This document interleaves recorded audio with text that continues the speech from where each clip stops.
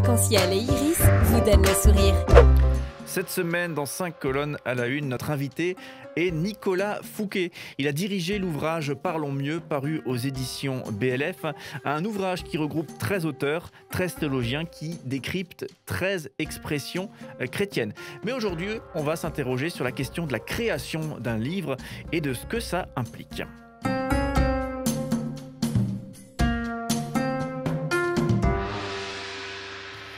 Puisque j'imagine, Nicolas Fouquet, que créer un livre, qu'on soit l'auteur finalement ou qu'on participe à cet ouvrage avec d'autres auteurs, ça doit être un sacré boulot. Ouais, ça prend du temps en tout cas. Alors après, il n'y a pas de règles exactes, mais c'est vrai qu'il faut compter au moins 1 an et demi, voire 2, pour partir de l'idée initiale qu'on trouve sous sa douche un matin ou je ne sais où, et puis pour avoir le livre final entre les mains dans les rayons de librairie. Alors justement, on va profiter un petit peu d'une forme d'expertise qu'est la tienne sur la création d'ouvrages, puisque c'est pas ton premier barbecue, comme j'aime le dire. Donc c'est pas le premier ouvrage que tu crées. Il y en a combien déjà qui ont été faits, que tu as soit orchestré, soit rédigé? Alors, j'ai écrit un premier ouvrage qui s'appelle « Ils ont aimé leur prochain », paru chez le même éditeur, BLF Éditions.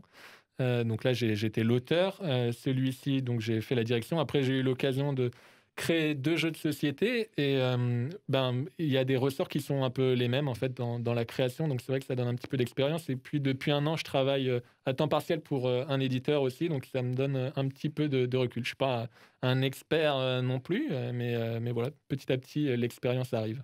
Alors du coup, est-ce qu'on peut aller un petit peu dans les coulisses de la création d'un livre aujourd'hui? Quelles sont les étapes, quels sont les défis finalement à relever lorsque on a un sujet, on a quelque chose sur lequel on veut s'exprimer, on veut créer un livre? Comment est-ce qu'on fait?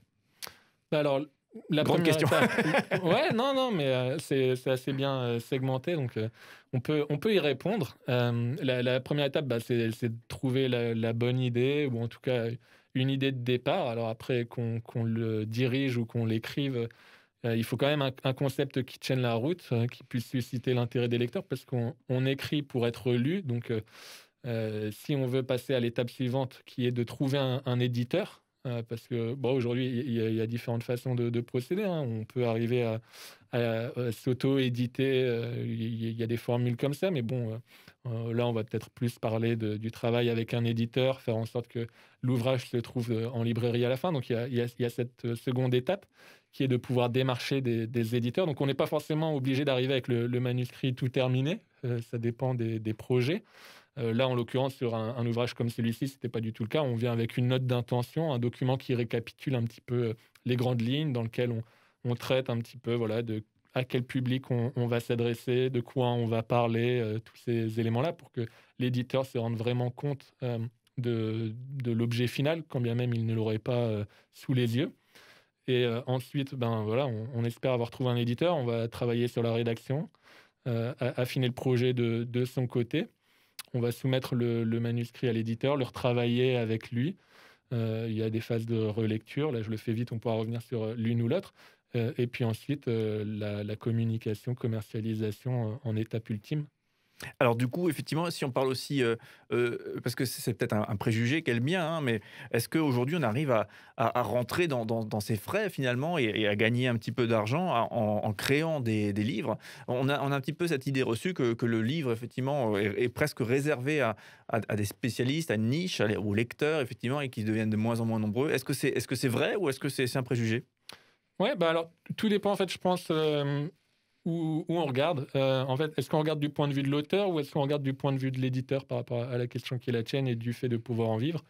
Je pense que pour un auteur, c'est très difficile de pouvoir gagner sa vie juste par cette activité d'écriture, parce que c'est pas si simple que ça d'arriver à vendre. Il y a énormément de livres qui rentrent sur le marché chaque année, donc pour arriver à se démarquer et puis faire son trou, c'est pas simple. Par contre, du point de vue de l'éditeur, non, là c'est possible d'en vivre. Alors après, tout dépend voilà, faut arriver quand même à, ce que je disais tout à l'heure, avoir à la fois une vision éditoriale, donc proposer des contenus qui semblent intéressants, pour les lecteurs et en même temps avoir quand même une visée commerciale. Parce que parfois on a aussi des éditeurs qui s'enferment dans, voilà, une niche, ils veulent faire ça mais sans rechercher forcément derrière, est-ce qu'il y a un public ou quoi? Donc là, bon, hem, ça peut être un côté militant, hein, il y a pas de mal à ça, hein. Il y a des éditeurs militants qui peuvent, travailler un petit peu à perte, mais c'est vrai que pour joindre les 2 bouts, là, ça sera plus compliqué, mais les éditeurs peuvent, s'en sortir. C'est pas forcément simple, hein, le milieu de l'édition, mais ouais.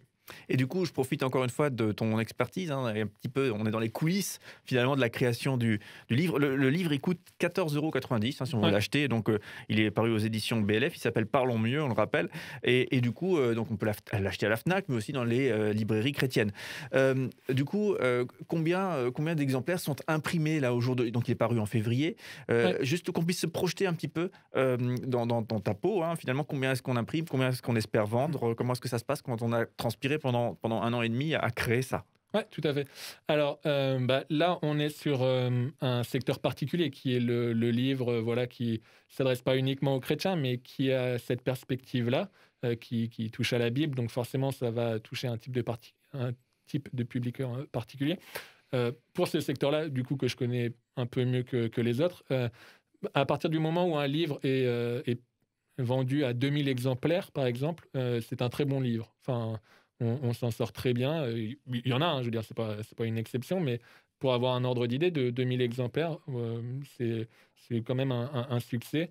À partir de 1 000, après ça dépendra de l'ouvrage, on s'en sort financièrement, et puis après en dessous, ça va être peut-être un peu plus compliqué. Après tout dépend les types d'ouvrages. La rentabilité est pas forcément la même. Est-ce qu'il s'agit d'une traduction ou non?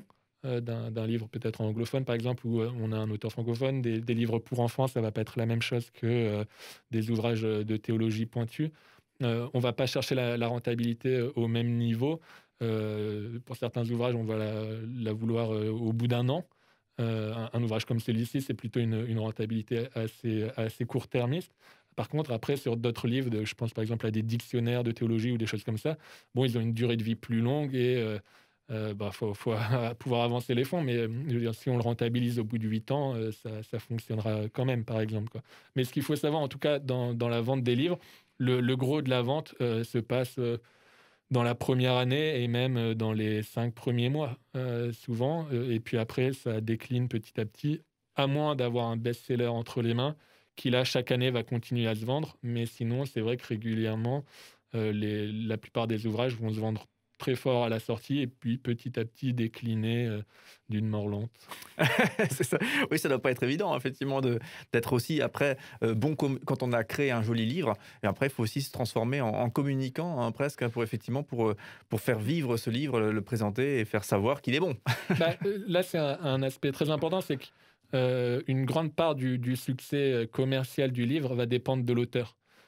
Et du coup, c'est vrai que là, déjà, il y a une petite différence entre les traductions et les ouvrages d'auteurs francophones. C'est que l'auteur francophone peut porter le livre et c'est vrai que, voilà, si vous êtes un auteur, que vous faites des conférences, des choses de ce type-là, dans le milieu, chrétien, si on parle, voilà, vous êtes pasteur, vous intervenez à droite à gauche, que vous pouvez porter votre livre, ben, du coup, ça va forcément, générer des ventes, et puis continuer à faire vivre le livre. Mais c'est vrai que si vous vous contentez de sortir le livre, et puis hop, c'est bon, voilà, une fois que le livre est entre mes mains, le job est fait, bah, non, là, enfin, en tout cas, sa durée de vie va être, beaucoup plus courte et le nombre de ventes va forcément, s'en trouver, limité, quoi. Voilà, donc le livre, parce qu'on est encore dans les 5 premiers mois, donc ouf, s'appelle Parlons mieux.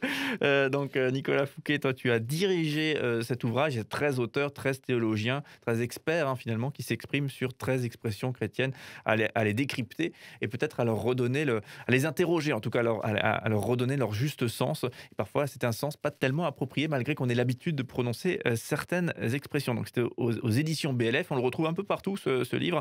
Donc les librairies chrétiennes, mais aussi la Fnac et compagnie. Justement, toute dernière question sur la distribution. Est-ce que c'est facile de placer son ouvrage à la Fnac et autres, ou c'est compliqué? Bah, ça, c'est le job de l'éditeur et donc c'est vraiment pour ça, moi, que j'encourage les gens au maximum à démarcher des éditeurs pour que, justement derrière, ils puissent, faire en sorte que tous les canaux de distribution classiques par lesquels il fonctionne, voilà, soient utilisés. Donc, après, c'est aussi peut-être, de cette manière-là aussi qu'on choisit les éditeurs selon les portes qu'il peut ouvrir, à votre projet éditorial.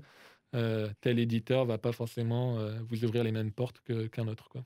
Voilà, l'ouvrage s'appelle Parlons mieux et Nicolas Fouquet, on te retrouve demain pour poursuivre ce cheminement ensemble, donc au travers du monde du livre et plus particulièrement de cet ouvrage.